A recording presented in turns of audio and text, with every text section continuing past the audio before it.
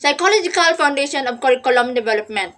But before I start my discussions, I want you to ask on yourself what makes us feel, think, behave the way we do.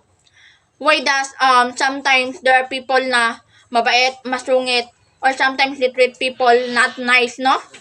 But through psychology, our question will be answered. But first, what is psychology? Psychology is the study of mental functions and behavior, including perception, cognition, behavior, emotion, personality, interpersonal relationship. What does perception mean? Perception is the ability to see, hear, and be aware through our sense of touching, sense of smelling, sense of seeing. Cognition. Cognition is mental action or process of acquiring the knowledge and understanding your past experience and the sentence, but it's centered on cognitive organs of brain. Behavior. Behavior is the way in which one conduct or act oneself towards other. Emotion. Emotions is the natural instinctive thing of mind that derive from one's circumstances and a relationship to others. Emotion.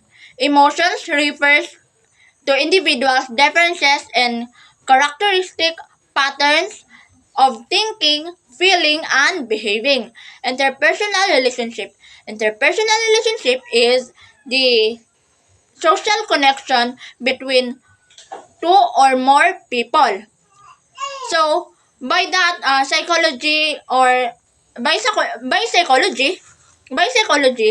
we will try to understand kung paano ba made-develop yung skills ng mga bata or paano ba natin mapapalawak yung mga kailangan nilang may palawak, no? So, let's go to psychological perspective influencing curriculum on under proponent. Let's go to Ivan Pavlov. Ivan Pavlov, 1849 to 1936, a Russian psychologist. He has a classical conditioning theory. He showed that an organism can associate a particular stimulus to a particular response. He experimented a dog with a bell and the meat. Na ay food, na ay meat, na ay bell. Ang iro, maghulat ra siya kanus amag tingog ang bell. Pero kung di na mo tingog ang bell, bisan pag naana ang food din ha, di na kaunon sa iro kay gahulat pa siya sa pagtingog sa bell. Kay na-train siya ni Ivan nga once nga kanang di pa magtingog ang bell, di dapat niya kanon ang food. So, mo na siyang ginatawag niya classical conditioning theory kay gitrain man ni Ivan Pavlov ang usa ka organism sa gusto niya nga mahimo kato nga organism. Just like gusto niya nga masunod iyang gusto bitaw or kung nakay gusto buhaton na nga person kinahanglan nga imong i-train para ma-master niya or mahimo niyang behavior, no? Edward Thorndike, 1874 to 1949, he championed the connectionism theory. He proposed the three law of exercise, law of effects, law of readiness. But before that, what is connectionism theory? So, connectionism theory is how human and animal learn new skills, no? Naay isa ka situation about sa iyang connectionism theory. A cat learning to escape from a puzzle box by pressing the lock para lang makagawa siya. Dayon, if ever nga makagawa siya, naay food nga gahulat sa iya ha. So, mo to ang reward kung makagawas. But then, if ever nga wa sa kagawas, dili siya makakaon. So, naay positive response o negative response. If ever nga makagawas ka, then makakaon ka sa food. But, kung di ka kagawas, dili ka kakaon sa food. So mao na iyahang theory. Then his three law is law of readiness, law of exercise, law of effect. So what is law of effects, no? Law of effects is the response that informs become habitual. For example, ang teacher ingon, if ever will behave in our class, no, um there will be early dismissal. So ang student magbehave good na kay para makasayo og uli kinsa bagoy di ganahan dali manguli. So ang student magbehave. Ang imong reinforcement is kung magbehave sila sayo manguli.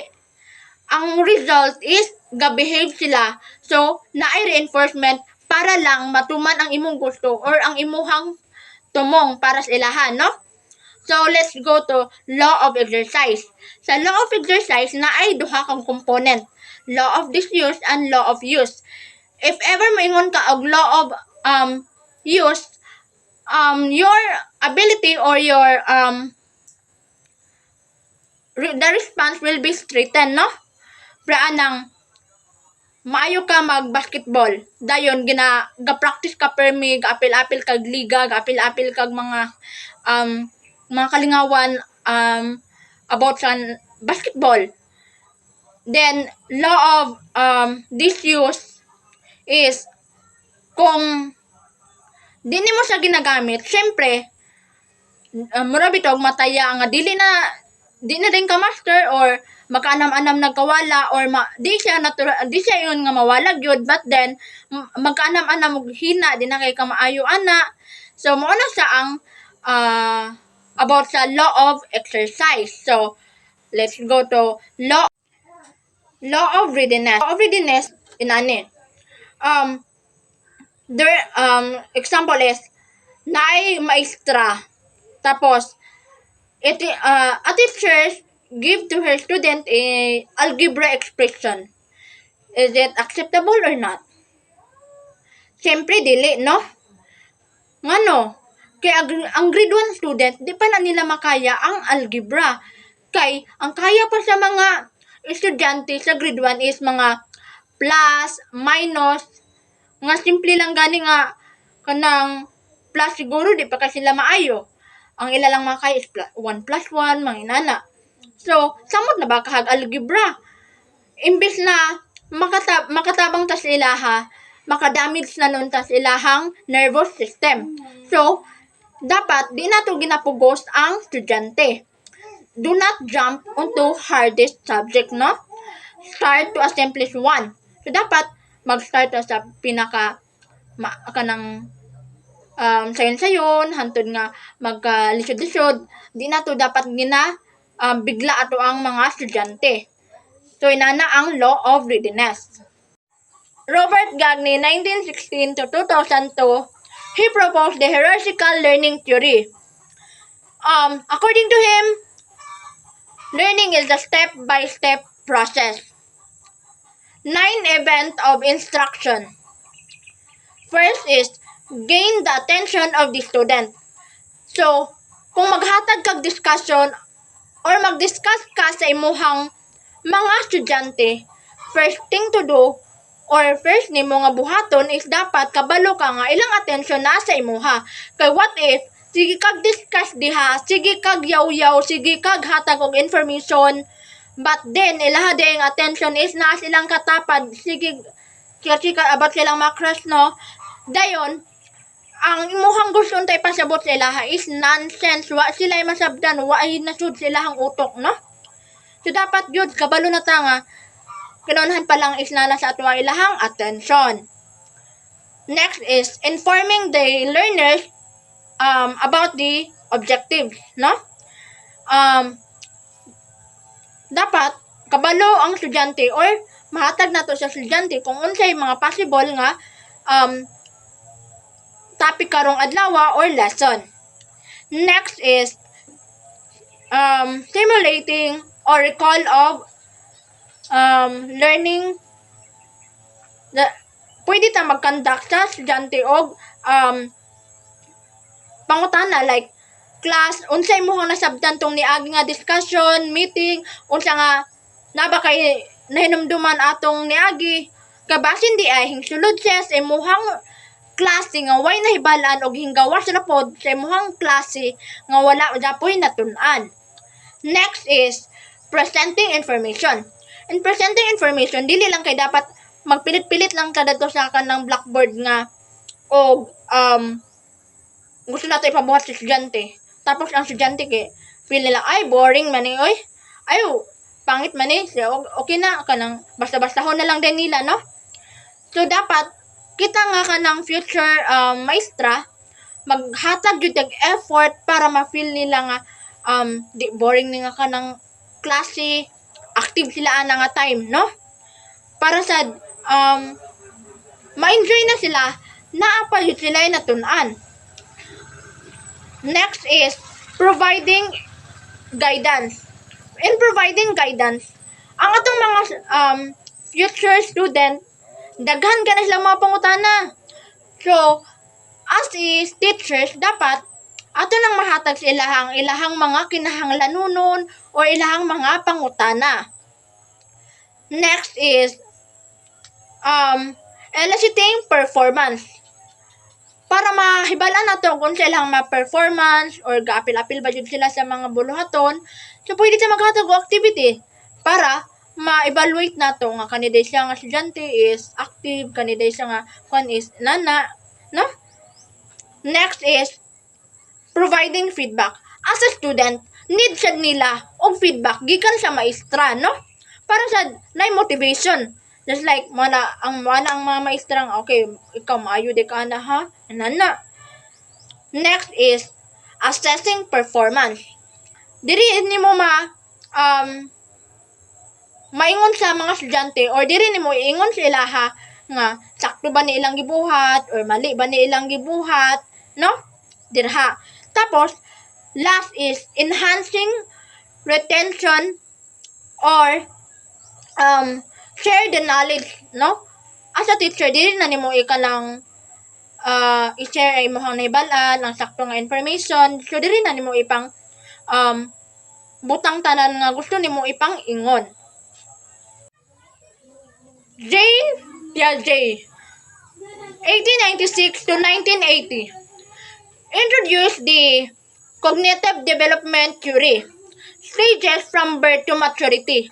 First stage is sensory motor stage 0 to 2. Second stage is pre-operational stage 2 to 7, language development, playing and pretending. Concrete operation stage 7 to 11 is aware of external event or less focused on themselves. Kabalo na sila kung unsay kakitabo sa palibot. Number 4 is formal operation. This time, they have the ability to think abstractly or mature. So this time is mature na sila manguna-una and daghan na silang mga kahibalo. Next is case of learning of Jean Piaget. Case of learning schema. Base building blocks. This is the processing information, no? How you understand the situation. Next is assimilation. Incorporation of new knowledge and experience. Accommodation. Learning modification and adaptation. Lev Vygotsky, 1896 to 1934, Social Cultural Development Theory. MKO refers to more knowledgeable others. This MKO is the development of a children learn through social interaction that includes collaboration and cooperation with someone who is more skilled in tasks, no? So maka-learn sila pamaagi sa pag-socialize o pag-collaborate sa laing tao nga mas naay kahibalo. So scaffolding is support given MKO enable the child to perform a task until such time that the child can perform this task independently. So, sa MKO, di ba nga, um, ikaw makipag interact sa mas naikabalo sa imo, siyempre na kay ma-learn. Katay mo ang ma-learn, imo tong gamit-gamiton. Then sa moabot ang panahon nga ikaw pud mismo na makabalo na bud ka ana nga butang kay once nga imo po na siyang practice or ginagamit, kaya na nimo siya buhaton without the guidance, no? GPD is zone of proximal development, which means that the I can show you the picture here is the I can learn even with help. Then apoy, I can learn with help, no? So the GPD here is I can learn with help because GPD is zone proximal development, which means nga makabalo jud ka basta kay naali mo tabang sa imuha. So the Vygotsky theory is the main assertion of history is that the cognitive development of children is advanced through social interaction, particularly those who are more skilled, no? A person's cognitive development is largely influenced by their surrounding culture. Howard Gardner, who proposed the multiple intelligence theory describing the different ways students learn and acquire information. So Howard has the 8 multiple intelligence, no? First is visual spatial intelligence, a person who excel in shape, design, graphics, and visualization. Those person who has a those person nga na diri is mga designer and engineer. Next is naturalistic intelligence. Those person who love animals, plants, nature, and understand natural world. Mga person nga na diri is mga farmer, animal trainer. Next is interpersonal intelligence, which is ang mga tao diri is who has the ability to organize people and organize activities, and also they are good in social relationship or social connection, no? So ang naa diri is mga social worker and leader. Next is intrapersonal intelligence. Interpersonal intelligence is which one is good in conducting oneself, no? Who has the good on self-realization. Those person, mga philosopher. Sila ang mga example diri, mga philosopher. Next is verbal linguistic intelligence. A person who excel in words, language, and poetry. Kasagaran nga naa diri is mga writer and mga maayo mang tula-tula inana. Next is logical, mathematical intelligence. Those person who excels in math or numbers, no? Ang kasagaran nga naa diri is mga bankers and accountancy. Kanang mga accountant kay maayo man na sila og mga numbers, then even the banker, no? Ang mga banker. Next is musical intelligence. A person who excel in performing and also good in music, and this person who play guitar like that. So usually ang nadiri is mga singer, mga musical or music composer, no? So next is body kinesthetic intelligence. A person who excel in performing sport, physical activities, and body movements. So, naa diri na bilong ang mga actors, actress, then athletes. So, Howard Gardner usually makaingon ta nga kita tanan usahay di nay mo ingon sa tuwa nga bugo ka di ka maayo, but then maybe bugo siya ana or di kay sa maayo ana nga butang, but naa siya mas taas pod. He has this he is not low in all domain. Maybe mas taas siya sa lain nga butang. Maybe di ay nabilong di ka sa naturalistic, no? Basin di mayo ka ng kon kag handle og mga iro, mga animals, no? Or di ba ka musikira or may ka mang compose, or dili ba ka bright kag math or kanang mayo ka mang logic, no? So that was Howard Gardner's theory. Daniel Goleman. According to him, emotions contains power to affect our actions. Kaya usahay kung magpalabit ta sa itong emotions, maapektuhan jud ato ang mga actions. Why? Kaya anang suko kay ka tapos nakita nimo ang girl nga imong gikasuk-an na as kilid. Imong giadto, imong gibugno. So, naapektuhan imong actions, di ba? Nakabuhat kag di maayo tungod kay imuhang gipaminaw imuhang emotions, imong gipalabi imuhang emotions.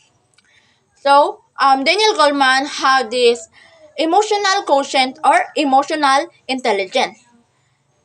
So, let's go to 5 characteristics of emotional intelligence. First is self-awareness. You should recognize your own emotions. Because of this, you don't usually get rolled over with your feelings or emotions to take over your actions, no? Dili nimo gina basta-basta nga suko kay kastanan. Imo jud siyang kanang makabalo dapat ka nga ay tama ni dapat diri, no? Kay na-recognize man nimo ang kaugalingon nimo nga feelings or emotions. Next is self-regulation. Staying in control by managing your emotions when they appear, no? Those people who have self-regulations typically don't allow themselves to get angry easily or jealous, no? Dili nila ingon nga magselos sila dali or masuko sila dali or ipalabi ba ka nila ilahang emotions kay naaman sila self-regulation. Self-motivation. It is your passions or inner needs and goals nga gusto nimo i-convey sa lain. Just like, gusto ko kay makita nila kay buutan ko. So, magbinutan ko.